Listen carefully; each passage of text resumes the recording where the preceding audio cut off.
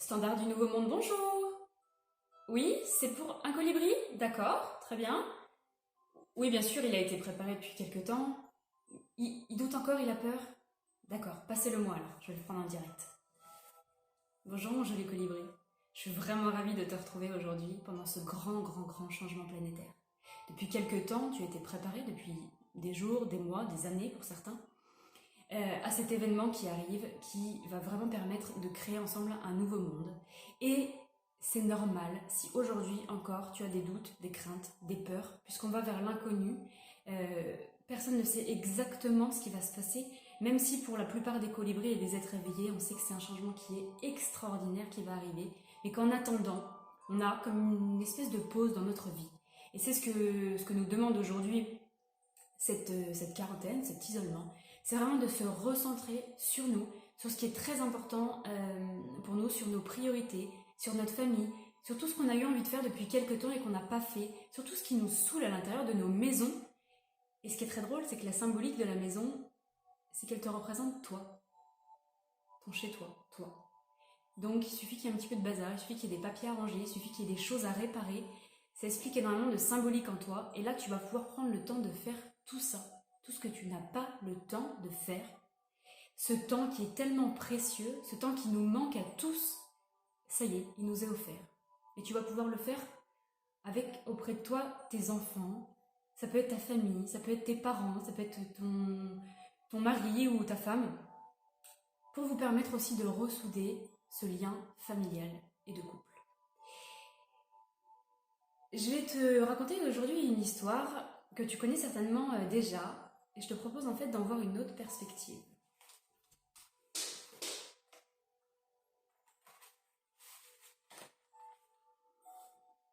Un jour, dit la légende, il y eut un immense incendie de forêt. Tous les animaux terrifiés, atterrés, observaient impuissants le désastre. Seul le petit colibri s'activait, allant chercher quelques gouttes avec son bec pour les jeter sur le feu. Après un moment, le tatou, agacé par cette agitation dérisoire, lui dit « Colibri, tu n'es pas fou? Ce n'est pas avec ces gouttes d'eau que tu vas éteindre le feu. » Et le colibri lui répondit « Je le sais, mais je fais ma part. » Si tu regardes cette vidéo aujourd'hui, c'est très certainement que tu fais partie des petits colibris qui font leur part depuis quelques temps, de diverses manières, de la manière qui te fait le plus vibrer. Et aujourd'hui, j'aimerais te donner une autre dimension à cette histoire.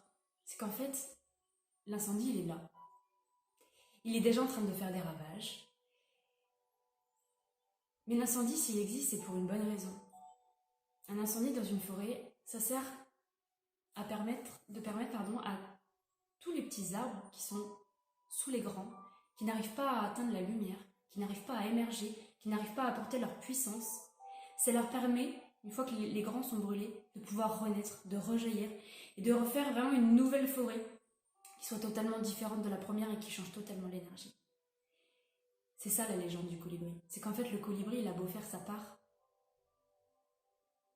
il me semble évident qu'il n'arrivera pas à éteindre l'incendie tout seul si les autres s'y mettent pas.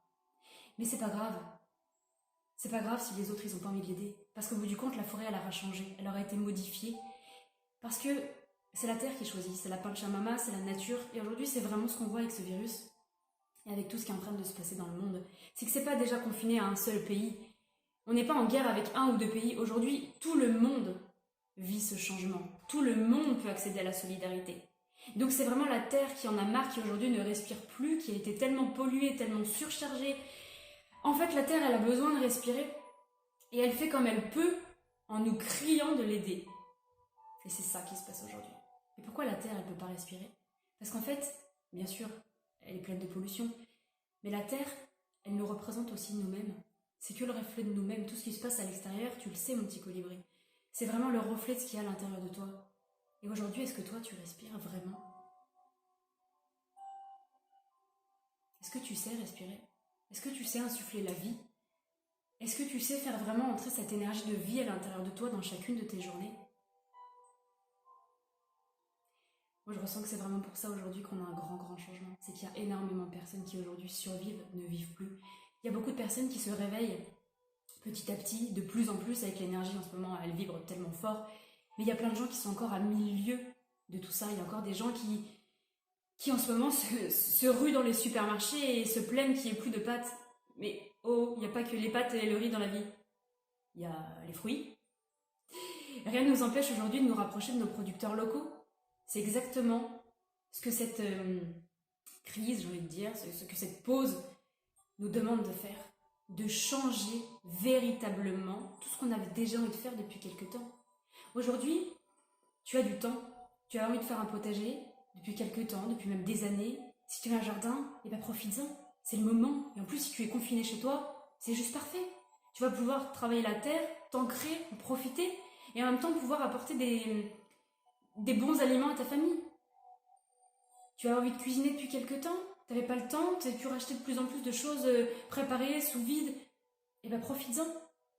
D'ailleurs, je t'en parlerai dans une autre vidéo sur l'alimentation, parce que comme le disait Hippocrate, que ta nourriture soit ton médicament, tout est vraiment dans les aliments aujourd'hui. Et on a un petit peu oublié ce serment en piochant les médicaments plus facilement à chaque fois qu'on a quelque chose, alors qu'en fait tout est là et qu'on peut vraiment faire augmenter nos défenses immunitaires simplement avec l'alimentaire. Tu vois, l'incendie, c'est qu'une vision des choses. C'est comme cette question sur le verre à moitié plein et à moitié vide. Ça fait des années qu'on se pose la question, est-ce qu'il est à moitié plein, est-ce qu'il est à moitié vide? En fait, on s'en fiche de ça. Le principal, c'est que le verre, il existe. Ça veut dire qu'à tout moment, tu peux le remplir. C'est extraordinaire. Mais c'est comme ta vie aujourd'hui. À tout moment, tu peux la changer. À tout moment, tu peux décider que justement, cette pause, elle est bénéfique pour toi. Parce qu'il y a un livre que tu t'es mis de côté, que tu n'as pas le temps de lire. Et bien, sors ce livre. Il y a peut-être ton journal intime que tu avais quand tu étais étudiant ou étudiante. Et tu as arrêté d'écrire depuis tout ce temps-là. Et bien, ressors-le. Tu as envie de faire des activités avec tes enfants. Ils sont à la maison, c'est parfait. Peut-être que tu vas aussi te rendre compte que finalement, la classe dans laquelle ils sont, l'école, le système, ça leur changeait complètement leur comportement et qu'en restant avec toi à la maison et en découvrant un système d'éducation différent, même seulement pendant quelques semaines, tes enfants ils vont changer de comportement. Cette pause, elle te demande vraiment de te centrer sur toi et de réfléchir à ce que tu veux. Et si aujourd'hui t'es pas en confinement et que tu te sens pas à l'aise d'aller au travail, eh ben arrête-toi, prends cette pause. Il est vraiment essentiel aujourd'hui de trouver tes priorités. Si tu sens que tu as des peurs qui remontent, moi je vais te conseiller des fleurs de Bach. Donc des fleurs de Bach, c'est des extraits de fleurs qui vont permettre d'agir sur les émotions et pouvoir t'apaiser de l'intérieur. Donc non pas de refouler la peur, parce que ça serait complètement inutile. La peur, elle est aussi importante, parce que si j'ai peur, c'est que je sais qu'il y a un grand changement qui arrive, c'est que je sais qu'il y a un grand enjeu pour moi. Et du coup, je vais aussi me donner les moyens de me préparer à ce grand enjeu-là. J'ai 3 fleurs à te conseiller. La première, c'est la mimulus. La mimulus, c'est pour les peurs qui ne sont pas des peurs paniques. J'ai peur, je suis consciente de la peur que j'ai, je sais de quoi j'ai peur, mais elle est en moi, cette peur, et j'aimerais bien qu'elle s'apaise un petit peu. Pour ceux qui sont beaucoup plus dans la peur et plus paniqués, vous avez Rock Rose. C'est vraiment pour toutes les peurs qui sont même paralysantes. Je ne sais plus vraiment plus quoi faire. J'ai tellement peur de sortir de chez moi. Voilà, Rock Rose, ça va vraiment vous aider à vous apaiser. J'en ai 2 autres. White Chestnut, c'est la fleur qui va t'aider à apaiser tes pensées, à arrêter d'avoir ce petit vélo qui tourne tout le temps dans ta tête et d'avoir tout le temps ces mêmes pensées. Ça peut se cumuler tout à fait avec le mimulus par exemple pour les peurs, parce que une peur c'est aussi une pensée qui revient sans cesse. Donc ça c'est parfait surtout avant de se coucher, parce que c'est souvent là que les pensées s'en donnent à cœur joie. Et une dernière, parce que j'ai eu beaucoup de retours de personnes qui me disaient que dès qu'elles sortaient de chez elles ou qu'elles allaient dans les magasins, elles se sentaient vraiment très mal, comme parasitées par des énergies. Walnut, c'est une fleur, c'est un arbre qui va t'aider à créer comme un bouclier énergétique autour de toi.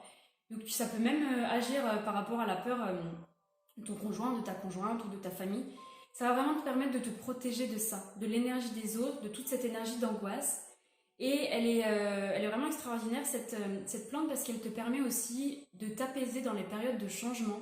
Quand justement tu sais pas ce qui va t'attendre, tu sais pas où tu vas, comme si tu sautais dans le vide, et là on est exactement là. En fait la période actuelle, elle nous demande ce que nous, les êtres humains, on déteste, de sauter dans le vide, de pas savoir ce qui va se passer demain, de rien prévoir parce qu'on ne peut presque plus rien prévoir. Et vraiment de vivre au jour le jour et de faire ce qui nous paraît juste à chacun au jour le jour. Attends, excuse-moi, j'ai un appel urgent, je reviens. Standard du Nouveau Monde, bonjour? Oui. Oui, ben d'accord. Ah bah oui, oui. Ah bah je le dis. Encore une preuve qu'il faut positiver et demander à l'univers ce qu'on veut, que ce soit par des visualisations ou par des mots, tout simplement avec le pouvoir des mots.